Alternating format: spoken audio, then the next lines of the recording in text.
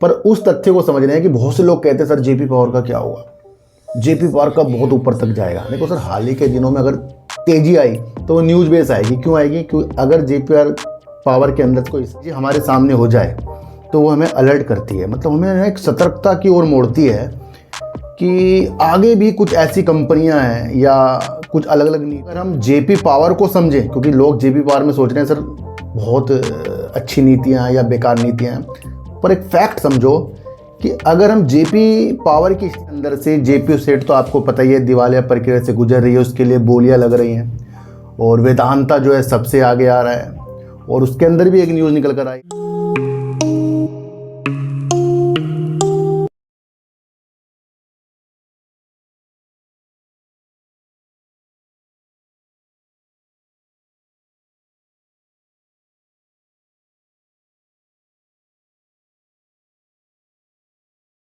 नमस्कार, मैं स्वागत करता हूं आपका अपने ही चैनल पर जिसका नाम है सार्थक बाजार से। आज बात करेंगे सर जेपी ग्रुप के बारे में।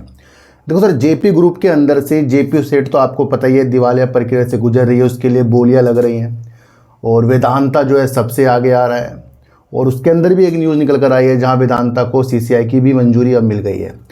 फिर भी जेपी सेट के ऋणदाताओं ने अलग अलग नीतियों से भी संपर्क करना जारी रख रखा है ना। तो उस नीतियों को समझे तो सर ऐसी जब चीज़ें हमारे सामने हो जाए तो वो हमें अलर्ट करती है, मतलब हमें एक सतर्कता की ओर मोड़ती है कि आगे भी कुछ ऐसी कंपनियां हैं या कुछ अलग अलग नीतियां हैं, तो उससे हमें किस तरीके से बचना चाहिए। देखो सर, अगर हम बात करें जेपी सेट की तो इसके अंदर सबसे बड़े जो डीआईज बनकर बैठे हैं वो है आईसीआई बैंक, जिनकी करीब 7% की हिस्सेदारी है, और वही इस जेपी सेट को दिवालिया प्रक्रिया से गुजारने की स्थितियों के साथ आई है। दूसरा, अगर हम जेपी पावर को समझें, क्योंकि लोग जेपी पावर में सोच रहे हैं सर बहुत अच्छी नीतियां या बेकार नीतियां हैं, पर एक फैक्ट समझो कि अगर हम जेपी पावर की स्थितियां देखें तो जेपी पावर के अंदर जो प्रमोटर हैं वो 24% है, और वो कौन है? वो है जेपी सेट। इधर जेपी सेट दिवालिया प्रक्रिया से निकल गई, मतलब बिक रही है, और उसकी हिस्सेदारी 24% की जेपी पावर के अंदर है, और उसके अंदर भी जो 24% है वो भी 79% वो जो हिस्सेदारी है वो भी प्लेज है, गिरवी रखी हुई है। और अगर मैं आपको एक चीज़ और बताऊं कि जेपी पावर, यानी अभी जेपी सेट के बारे में बताना, जेपी पावर के अंदर अगर हम डीआईएस देखते हैं तो 9% के करीब है, वो भी आईसीआई बैंक है। तो इससे काफ़ी चीज़ें हमें समझ में आ रही है कि हमें अलर्ट रहना चाहिए। देखो सर, अभी हाल ही की चीज़ें के साथ वो चीज़ें नहीं हो सकती जो हम सोचते हैं, पर अगर हम फ्यूचर की स्थिति को आज सोचकर कुछ सतर्क रह जाएं तो वो हमारे लिए बहुत बेस्ट हो सकता है। रणनीति इस तरीके से भी आप देखिए कि अगर जेपी सेट दिवालिया हुई तो उसकी जो सेल थी 1900 करोड़ भी थी, ये भी आप समझ लेना। तो अगर कंपनी ज़्यादा सेल भी कर रही है तो उसके बावजूद भी वो दिवालिया हुई। क्यों? क्योंकि वो ऋण से चूक रही थी, बार बार जो उसने ऋण लिया था उसका जो भी किस्त आनी थी उसमें चूक रही थी, और ये हमें महीनों से पता लग रहा था कि बार बार चूक रही है, और उसके लपेटे में जेपी पावर भी बार बार आ जाता है। दूसरी बात मैं आपको बताऊं कि अगर कोई जेपी सेट का अधिग्रहण करता है या कोई भी ऐसी दिवालिया प्रक्रिया कंपनी से कोई कंपनी अधिग्रहण करता है तो ज़रूरी नहीं कि उसके शेयर जो हैं हमें देखने को मिल जाएंगे, तो हमें सतर्क बहुत ज़्यादा रहना है। तो आज हम जेपी एसोसिएट्स और जेपी पावर को, जैसे जेपी पावर का अगर मैं आपको बताऊं तो रिजल्ट जो 18 अक्टूबर को आ रहा है, तो ये भी आप चीज़ों को समझना। हमारा मकसद ये है कि हमें सतर्कता से रहना है, क्योंकि यहाँ अगर प्रमोटर देखे जाएँ तो वो जेपी सेट है, तो एक ही ग्रुप की कंपनी है। अभी विस्तार से अब हम चीज़ें समझें तो एक न्यूज़ निकल कर आई है जहाँ पर हमें देखने को मिल रहा है कि वेदांता द्वारा जयप्रकाश एसोसिएट के 17,000 करोड़ रुपए के अधिग्रहण को सीसीआई की मंजूरी मिल गई है। सीसीआई ने मंगलवार को वेदांता लिमिटेड द्वारा कर्ज में डूबी जयप्रकाश एसोसिएट लिमिटेड के प्रस्तावित अधिग्रहण को मंजूरी दे दी है, जो दिवाला एवं शोधन अक्षमता संहिता आईबीसी प्रक्रिया के तहत कंपनी की 17,000 करोड़ रुपए की बोली में एक महत्वपूर्ण कदम है, ये आप समझ कर चलना। और इसमें वेदांता ने ये कहा था कि वो लगभग 3,800 करोड़ रुपए का वो अग्रिम यानी कि एडवांस में भुगतान करने की योजना बना रहा है और अगले 5 वर्षों में करीब 2500 से 3,000 करोड़ रुपए का वार्षिक भुगतान किया जाएगा। यानी तो इसने बोलियों के हिसाब से यानी कि पार्ट के हिसाब से चीज़ों को स्थिति के द्वारा हमें देखने को बताया है। और अगर हम स्थितियों को समझें तो जेपी सेठ के जो ऋणदाताओं ने 59,000 करोड़ रुपए से अधिक के दावे को स्वीकार किया था और इसका सीधा सीधा अर्थ है कि लेनदार के लिए लगभग 71% की संभावित हेयर कट है। यानी 17,000 करोड़ रुपए अगर मिल रहा है तो 71% की वो ऋणदाता लॉस उठा रहे हैं। वेदांता की बोली ने अंतिम नीलामी दौर में अडानी को पछाड़ दिया था, ये आप सबको पता है, जिसमें जिंदल एंड पावर, डालमिया भारत और पीएनसी इंफ्राटेक ने इस प्रक्रिया से पहले ही हाथ खींच लिया था। नियामक में जिंदल पावर, अडानी ग्रुप, डालमिया भारत और पीएनसी इंफ्राटेक जेल के लिए समाधान योजना प्रस्तुत करने के प्रस्ताव को भी मंजूरी दे दी गई है।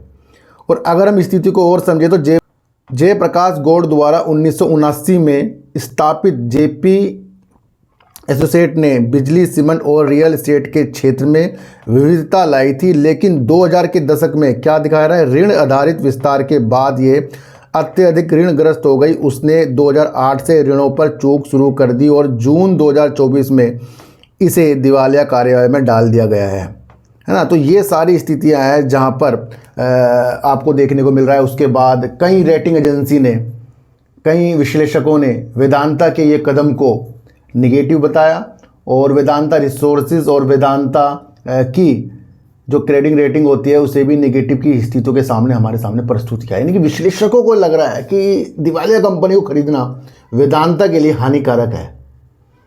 तो ये वो उलझन है जहां पर वेदांता को अब सीसीआई की मंजूरी मिल गई है, पर एक दावेदार और है इसके अंदर, वो है अडानी जी। तो ये भी आप समझ कर चलना ना। तो ये वो वाली प्रक्रिया है जिससे आज हमने समझ कर चल दिया है। इसी के अंदर थोड़ा सा एक पहलू में अगर और जोड़ूं, बीती अगर मैं न्यूज़ समझाऊं तो वहाँ पर अगर ये भी चीज़ निकल कर आई थी हमारे सामने, देखो सर पुरानी न्यूज़ है पर ये कुछ हमें बता रही है। और क्या ये बता रही है, देखो सर 11 अगस्त 2025 की न्यूज़ है, समझना बहुत ज़रूरी है। जयप्रकाश पावर वेंचर यानी जेपी पावर में हिस्सेदारी बेचने पर विचार कर रहे हैं ऋणदाता। ऋणदाता कौन है, एक तो LIC है, सेंट्रल बैंक ऑफ इंडिया है शायद, फिर दूसरा सबसे बड़ा ICICI बैंक है। तो ये न्यूज़ पहले आ गई थी, तो ये दर्शा रही है कि यहाँ पर भी हिस्सेदारी बेची जा सकती है और वो अडानी से भी संपर्क कर रहे हैं।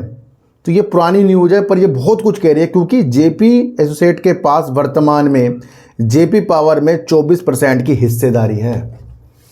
तो इस स्थितियों से हम जेपी पावर को बिल्कुल पाक साफ अच्छा नहीं समझ सकते, भले ही वो अच्छी सेल और अच्छा प्रॉफिट कर रहा हो, क्योंकि वहाँ पर एक पेंच फंस रहा है, वो है ऋणदाता का, दूसरा है वो प्रमोटर का जो 24% है और उसके अंदर भी हिस्सेदारी गिरवी रखी है। दोस्तों ये जो चैनल है ना, ये इस बात की पुष्टि कर रहा है कि जो जो चीज़ें हमें दिख रही है वो हम उसकी एनालाइज कर रहे हैं।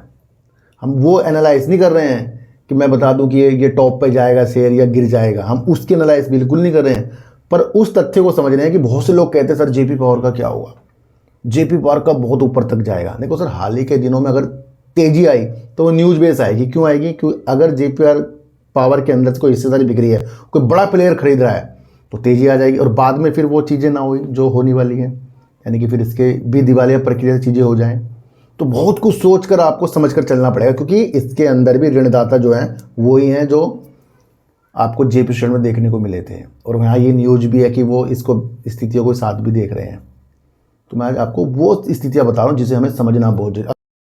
अच्छा, अगर हम जेपी पावर की स्थिति देखें, 18 अक्टूबर को तो रिजल्ट आ रहा है, पर एक स्थिति अगर हम जेपी पावर की और देखें, यहाँ से हमें देखने को मिल रहा है कि इसका अगर हम मार्केट कैप देखें तो मार्केट कैप इसके अंदर है करीब 12,343 करोड़ का है। 18 रुपये करीब का शेयर चल रहा है। 27 रुपये करीब का कंपनी ने अभी हाई लगाया था और 12 रुपये कंपनी का लो है। देखो सर हाई भी तभी लगा था जब पता लगा था कि भैया इसे कोई बोलियां लग रही हैं, कुछ चीज़ें हो रही हैं, तो ये भी तेज़ी के संकेत दिखाकर चला गया था।